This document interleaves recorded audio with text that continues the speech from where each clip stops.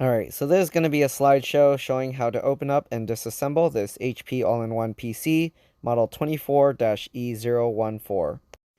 Alright, so as you can see, the bottom panels here, the rubber and the plastic, are removable. So to remove the plastic cover, you're just going to use your fingernail or a plastic pry tool at this spot and pry it forward. The cover should come off just like this. Then you're going to want to move the rubber covers out of the way and undo the screws using a PH2 or JS2 screwdriver. Once the screws are removed, you can pull the stand out.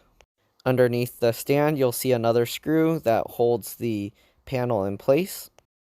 Once that screw is removed, you can start prying out the panel or the back from the rest of the computer. Sorry I wasn't able to get a video of the process. I actually worked on 3 of these at that place, but it was a medical place and I didn't want any customer or patient information released, so I didn't want to get in trouble doing any recordings in there. But anyways, as you can see, I used my thin metal pry tool to pry around the sides and the bottom, and once you pry all of that out, you can actually lift the bottom cover or the back cover up, but to remove the cover completely, you do have to pry around the top, which I didn't find out until later. So here you can see now that I'm lifting the back cover part up, it separates, the screen is on one panel, and then all the components are attached on the back cover. They are attached by some cables, so you want to be very careful lifting the back cover up. You don't want to accidentally break those cables because then your computer is not going to work. Here you can see the hard drive. It's a 3.5-inch SATA hard drive.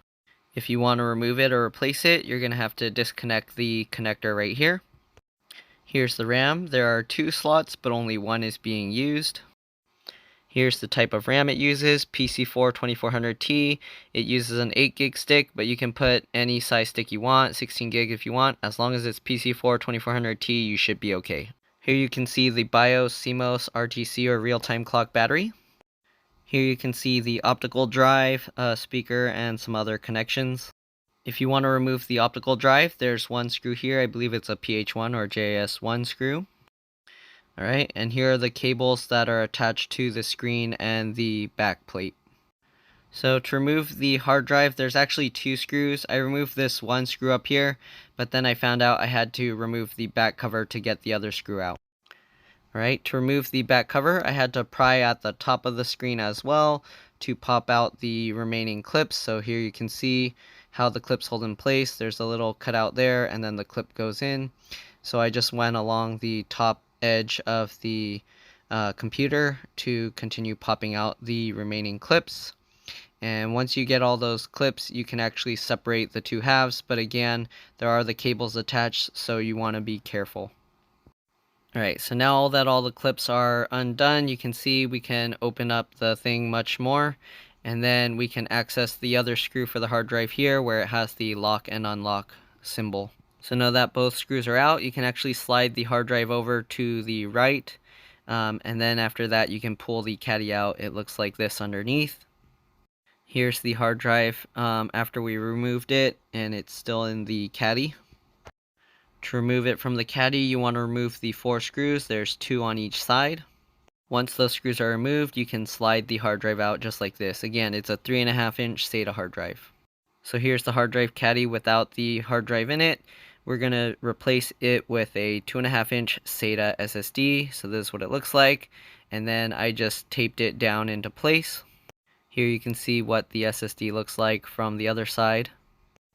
Here's the SSD in place with the bracket, and then we're going to slide it over to the left. Once you get it slid over to the left, then you can go ahead and put back the 2 screws. Then just put the back cover back with the screen, snap all the clips in place. Make sure to put that screw back in the bottom. Put the stand back on and put the 2 screws back on as well. Put the rubber covers back on and then put the plastic cover, and that's all there is to it. Hopefully this video helped you guys. If it did, make sure to like, subscribe, and share my channel with others so that they can also learn how to upgrade and repair their devices. Thank you for watching, and I'll see you all in the next one. Bye.